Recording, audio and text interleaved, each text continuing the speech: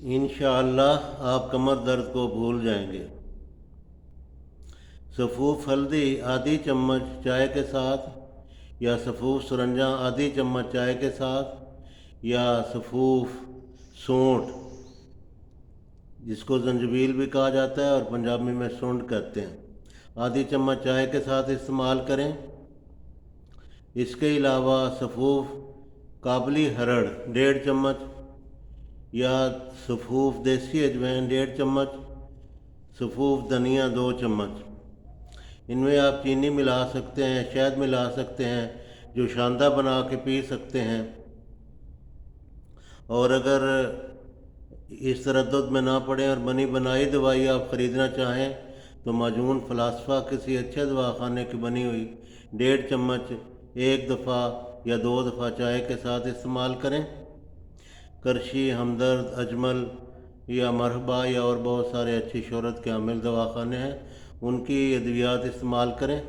जो आम 3rd class दवाखाने, उनकी अद्वियात का कोई मेयार नहीं होता, उनसे तुलसा परहेज़ करें।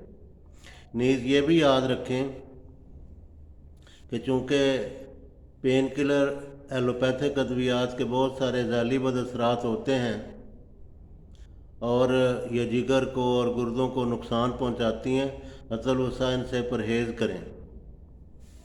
और अगर आप कोई ऐसी एलोपैथी अद्वियात इस्तेमाल कर रहे हों तो चूँकि उनका वक्ती और आर्जी फ़ायदा होता है और लेने की हद तक उनका असर रहता है, उनके इस्तेमाल के दौरान आप ये जो अद्वियात बयान की गई हैं इनमें से कोई एक भी इस्तेमाल कर लें। अगर एक दवाई नहीं मिलती दूसरी ले लें, सारी तजर्बाशुदा हैं और अल्लाह के फजल के साथ सैकड़ों सालों से ये मुफीद व मौसर पाई गई हैं। इनमें से कोई दवाई ले लें, या फिर अगर एक दवाई नहीं मिलती तो दूसरी दवाई इस्तेमाल की जा सकती है। सब अद्वियात मुजर्रब हैं, तजर्बाशुदा हैं। और इसके अलावा अगर एक दवाई, क्योंकि शिफा तो खुदा ने देनी है, अगर एक दवाई असर नहीं करती तो आप दूसरी दवाई इस्तेमाल कर लें, तीसरी दवाई इस्तेमाल कर लें। और फिर यह भी एक आसानी है कि हर्बल स्टोरों से ये अद्वियात बैरून ममालिक से भी मिल सकती हैं और पाकिस्तान से भी मिल सकती हैं। सिर्फ इन अद्वियात का मेयारी होना ज़रूरी है, इनके कोई ज़ैली बदअसरात नहीं है, बेफ़िक्र इस्तेमाल करें।